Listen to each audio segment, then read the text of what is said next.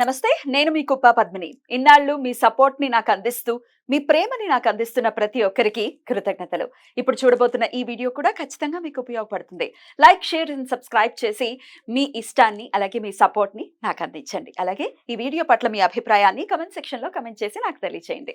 నమస్తే. Welcome to our channel. నేను పద్మిని. ప్రస్తుతంతో పాటు ప్రముఖ ఆధ్యాత్మికవేత్త, ఆస్ట్రాలజర్, వాస్తు పండితులు అలాగే న్యూమరాలజిస్ట్ తనిష్క గారు మనతో పాటు ఉన్నారు. మాట్లాడదాం. నమస్తే తనిష్క గారు. నమస్తే అమ్మా. ఈ వచ్చే శుక్రవారం 21వ తారీఖు జ్యేష్ఠ పూర్ణిమ, మహా జ్యేష్ఠిగా పిలువబడేటటువంటి పూర్ణిమ.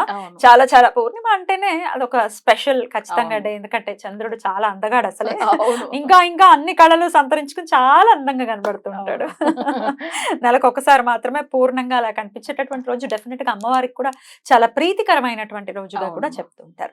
మరి మహా జ్యేష్ఠిని ఎలా వినియోగించుకోవచ్చు? శుక్రవారంతో మంచి రోజు, అమ్మవారికి ఇష్టమైనటువంటి రోజు కాబట్టి ఎట్లాంటి సమస్యల నుంచి బయటపడటం కోసం ఈ పౌర్ణమికి అసలు ఏం చేయొచ్చు?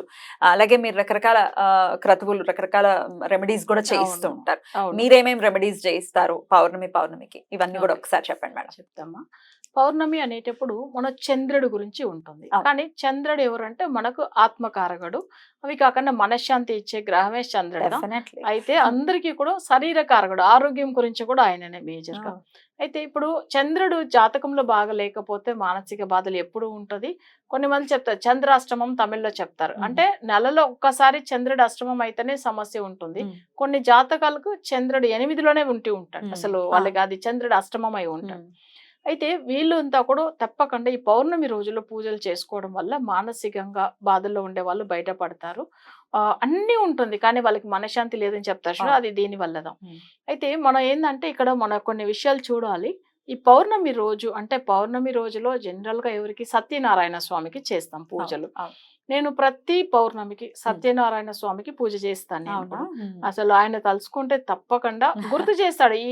ఈ పౌర్ణమి మర్చిపోయినా నెక్స్ట్ అట్లా చేస్తాడు. అయితే ఆయన చేసుకోవడం వల్ల ఏమైతుందంటే అందరికి అష్ట ఐశ్వర్యం పెరుగుతుంది. అది అయితే తప్పకుండా ఖచ్చితంగా వస్తుంది. సరే, ఇప్పుడు మనం ఈ పౌర్ణమికి ఎలా పూజలు చేసుకోవాలి అని చూస్తే, ఇప్పుడు సత్యనారాయణ స్వామి పూజలు చేసే వాళ్ళు నార్మల్ గా అందరికీ తెలిసే ఉంటది ఆ పూజ విధానం. కానీ మనం చాలా మంది నార్మల్ గా సింపుల్ గా కూడా చేసుకోవచ్చు. బట్ ఎలా చేసుకోవాలంటే, ఇంట్లో మామూలుగా మనం ఇంట్లో దీపం వెలిగించేసి విష్ణుమూర్తి ఫోటోనో లేదా సత్యనారాయణ స్వామి ఫోటో ఉంటేనో పెట్టేసుకోవచ్చు. లేదా ఆయన విగ్రహం ఉంటే కూడా సరిపోతుంది. విష్ణుమూర్తి అంటే తిరుపతి బాలాజీ ఉంటే కూడా ఆయననే అనుకోవచ్చు. సో అప్పుడు ఏంటంటే పెట్టేసి ఫస్ట్ గణపతిని మనం ఆరాధించాలి. అంటే దీపం వెలిగించేసి తర్వాత స్వామి వారికి ఒక 11 కాయిన్స్ ముడిపు కట్టాలి. 11 కాయిన్స్ అంటే ఇప్పుడు 1 రూపీ కాయినే తీసుకోవచ్చు. అది 11. లేదు 2 రూపీ కాయిన్ ఉన్నా అది కూడా 11 కాయిన్స్. కానీ అది కూడా ఒక్కసారి వాటర్లో వేసి వాష్ చేసేసి జస్ట్ అందులో 2 సైడ్ని బొట్టు పెట్టి ఒక క్లాత్ మీద పెట్టేసుకోవాలి. ఒక ఎల్లో క్లాత్, వైట్ క్లాత్ని ఎల్లో క్లాత్గా చేంజ్ చేసుకోవాలి. అంటే పసుపు బట్టలాగా మనం పౌడర్ వేసి దానిలో డిప్ చేసి తీసి దాన్ని రెడీ చేసి పెట్టుకోవాలి. అయితే ఈ కాయిన్స్ కూడా 11 కాయిన్స్ బొట్టు పెట్టి అక్కడ పెట్టేసుకోవాలి.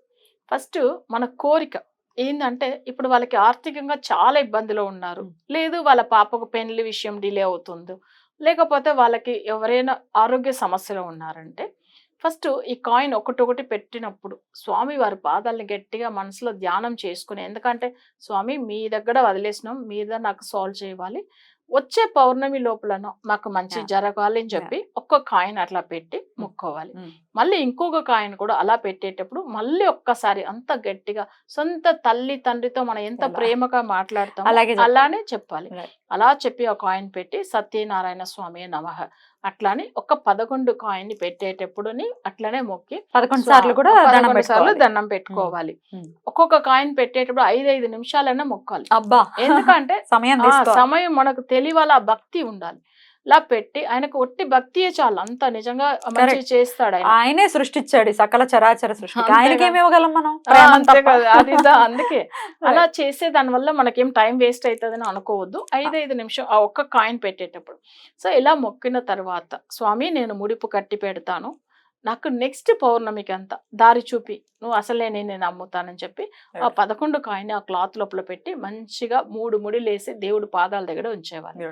కొన్ని విడిగా పువ్వులు అంటే మనకు వచ్చి మల్లెలు కానీ సంపంగి పువ్వులు దొరుకుతుంది. సో అట్లా కూడా ఆయనకు ఇష్టమైనది. సో అది అర్చన చేసేసి అంటే పాదాల దగ్గర వేసి స్వామివారి పేరు చెప్పి సత్యనారాయణ స్వామి నమః అని చెప్పి ఒక 9 సార్లు వేసేసి తర్వాత స్వీట్ అంటే మనం వచ్చి బెల్లంతో బియ్యంలో కలిపి మనం అసలు ప్రసాదం చేస్తాం చూడండి, దాని పరమన్నం అంటారా తెలుగులో, మేము తలిహాన్ అంటాము. సో అట్లా చేసి స్వామి వారికి ప్రసాదం ఆయనకి ఇష్టమైనది అవి. సో దాన్ని మనం ప్రసాదం ఆయనకు ఆర్తి చూపివ్వాలి పెట్టి తర్వాత కొంచెం తర్వాత ఆ ప్రసాదం తీసుకోవచ్చు. ఈ పౌర్ణమికి చేశారు కదా, నెక్స్ట్ పౌర్ణమి లోపల ఆయన తప్పకుండా దారి చూపిస్తాడు. అప్పుడు కూడా నేను ఇలానే మీకు పూజ చేస్తాను మొక్కుకోవాలి. ఇదంతా సాయంత్రం చేయాలా రాత్రి చేయాలా లేకపోతే పొద్దున? మాక్సిమం సాయంత్రమే ఇష్టం ఆయనకు, సాయంత్రం చేస్తేనే మంచిది. పొద్దునంతా ఉపవాసం ఉండాల్సిన అవసరం లేదు, ఎందుకంటే కొంచెం మంది హెల్త్ ఇష్యూ వల్ల చేయవచ్చు. అయితే ఏదైనా ఫ్రూట్స్ కానీ లేదా మిల్క్ అట్లా తీసుకోవచ్చాము. అయితే మనం మంచిగా భక్తిగా చేయాలి. చేసిన తర్వాత ఆ ప్రసాదం కూడా మనం వేస్ట్ చేసుకోకుండా తినవాలి. సో మనం పెట్టే స్వీట్ కానీ ఏదైనా ఆ ముడిపు ఏం చేయాలి అంటే ఇప్పుడు ఈ పౌర్ణమికి మొక్కుతాము చేస్తాము, నెక్స్ట్ పౌర్ణమికి ఏమైతుందంటే మనకు ఆ పనులు మంచిగా అవుతుంది మనకు అర్థమైపోతుంది. అప్పుడు మనం పూజ చేస్తాం మొక్కుంటాం. సేమ్ అప్పుడు కూడా ఇదే 11 కాయిన్స్ కట్టి అసలు ముడిపులాగా పెట్టి ఆయన దగ్గర కోరుకుని స్వామి నాకు మంచి చేసావు చాలా సంతోషం అని చెప్పి ఆ పూజను ఆ 11 సార్లు ఆ కాయిన్ పెట్టి అంటే 11 కాయిన్ పెట్టి సేమ్ నెక్స్ట్ పౌర్ణమికి చేసి ఈ 2 కాయిన్ది తీసుకెళ్లి సత్యనారాయణ స్వామి టెంపుల్ కి వెళ్ళి ఆయనకు ఉండేల్లో వేయవచ్చాము. లేదు అక్కడ వెళ్ళలే మేము తిరుపతిదా వెళ్తామంటే తిరుపతిలో కూడా స్వామి వారికి వేయొచ్చాము. లేదు మీ ఇంటి దగ్గర ఏదైనా వెంకటేశ్వర స్వామి టెంపుల్ ఉంటే కూడా విష్ణుమూర్తి ఆలయం అంటే విష్ణుకు వేయాలి. 22 కాయిన్స్ వేసేవాళ్ళు. అట్లనే తీసుకెళ్లి ముడిపుతోనే వేయవచ్చు, ముడిపుతోనే వేసేయవచ్చు. వేసేసి చాలా సంతోషం స్వామి ఆ విష్ణుమూర్తిని కూడా సత్యనారాయణ స్వామిగా మనసులో ధ్యానం చేసుకుని స్వామి నాకు మంచి చేసి పెట్టావు, చాలా చాలా అసలు నేను చెప్పాలంటే నీకు థ్యాంక్స్ కాదు అసలు నేను రుణపడి ఉన్నాను కూడా చెప్పుకోవాలి. స్వామి వారికి చెప్పగలమా మనము? చెప్పలేము కానీ ఆయనకు అంత సంతోషంలో మనం తీసుకెళ్ళి వేసేసి మన పనులు మంచిగా చేసి తప్పకుండా ఆయన పౌర్ణమి అంటేనే ఒక పౌర్ణమికి చేశారంటే చాలా వరకు ఆయన ఏం చేస్తాడంటే పౌర్ణమికి ఆయనకు పూజలు చేసేదానికి చాలా మంది పెట్టేసుకుంటారు టైం. జస్ట్ అది మీరు కాయిన్స్ పెట్టిదా చేయవాలని లేదు, ఒక 2 సార్లు చేశారు అయిపోయింది. నెక్స్ట్ ఎప్పుడైనా కూడా ఒక 2 నిమిషాలు తెలుసుకుంటే చాలు పౌర్ణమి రోజు ఆయనని.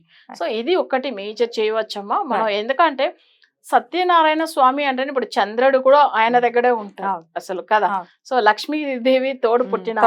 సో జనరల్ గా ఏంటంటే మనకు ప్రతి ఒక్కటి స్వామివారు విష్ణు స్వామి వారికి ఏంటంటే ఒక కళ్ళు సూర్యుడు అంటే ఒక కన్ను చంద్రుడు, అందుకే ఆయన దగ్గరే ఉంటారు కాబట్టి ఈయనకు పూజ చేసింది చంద్రుడికి చేసినట్టుగా తప్పకుండా. సో అలా చేసుకోవచ్చు. రైట్. మీరైతే రెమెడీస్ ఎట్లా ఆ రోజున ఏమైనా చేయిస్తుంటారా? చేస్తాం. మేము వచ్చి ఏంటంటే ఎక్కువ వశీకరణ పూజలు చేస్తాం. ఎలాంటి వశీకరణం అంటే ఇప్పుడు చాలా మందులకు ఎక్కువ చేతబడి జరిగిందని, లేదు కొంతమందిలో అస్సలు ఆరోగ్యం బాగాలేదు, లేదు మానసికంగా బాధపడుతున్నామండి.